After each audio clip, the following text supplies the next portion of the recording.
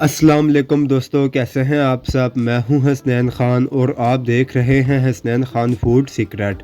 आज मैं आपसे बहुत ही आसान सी रेसिपी शेयर कर रहा हूं ठेले वाले स्टाइल में। आज हम शकरकंदी की ये रेसिपी बनाएंगे। बहुत आसान और सिंपल सी ये रेसिपी है, लेकिन ये आपको बहुत मज़ा देने वाली है।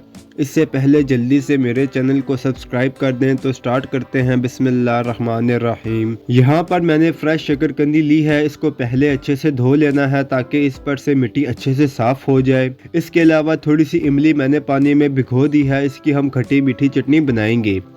अब कढ़ाई में हमने थोड़ा सा पानी लेना है, बहुत ज़्यादा हमने पानी नहीं डालना है। शकरकंदी इसमें डालेंगे, फ्लेम को हाई करेंगे, पानी को अच्छे से गर्म कर लेना है। ढककर इसकी स्टीम बनने देंगे, फिर लो फ्लेम पर इसे स्टीम में पकाएंगे।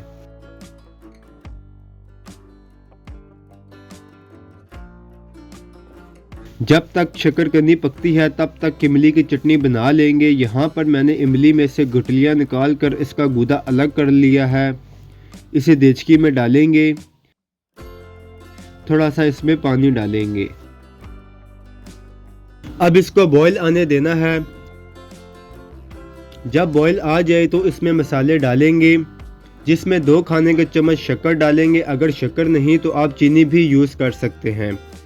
थोड़ा सा इसमें काला नमक डालेंगे। 1 चाय का चम्मच कुटा हुआ ज़ीरा डालेंगे। थोड़ी सी इसमें कुटी लाल मिर्च डालेंगे। 2 चुटकी इसमें अदरक पाउडर जाएगा। अब इसे मीडियम फ्लेम पर पका लेंगे, बहुत जल्दी ये बन जाएगा।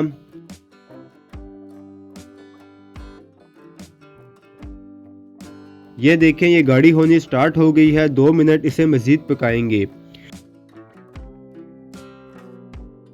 चटनी रेडी है, इसे बाउल में निकाल कर ठंडा होने देंगे। शकरकंदी भी गल गई है।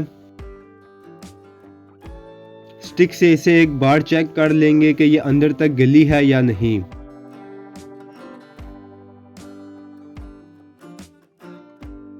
शकरकंदी का छिलका उतारेंगे।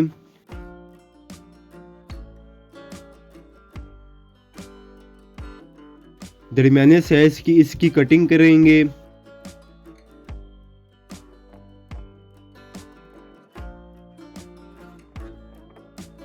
तीनों शकरकंदी हमने काट ली है। 1 नींबू इस पर निचोड़ेंगे।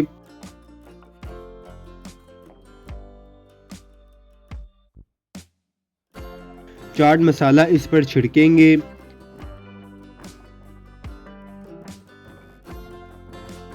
इमली की चटनी इस पर डालेंगे। तो ये हमारी ठेला स्टाइल में सिंपल सी चाट रेडी है। इसको आप लाजमी ट्राई करें, बहुत ही ज़्यादा ये चाट आपको मज़ा कराने वाली है। अगर आपको मेरी वीडियोस पसंद आती हैं तो लाइक, शेयर और कमेंट करें। मेरे चैनल को सब्सक्राइब करें, बेल आइकन के बटन को दबा दें ताकि आने वाली न्यू वीडियोस आसानी से आपको मिल सकें।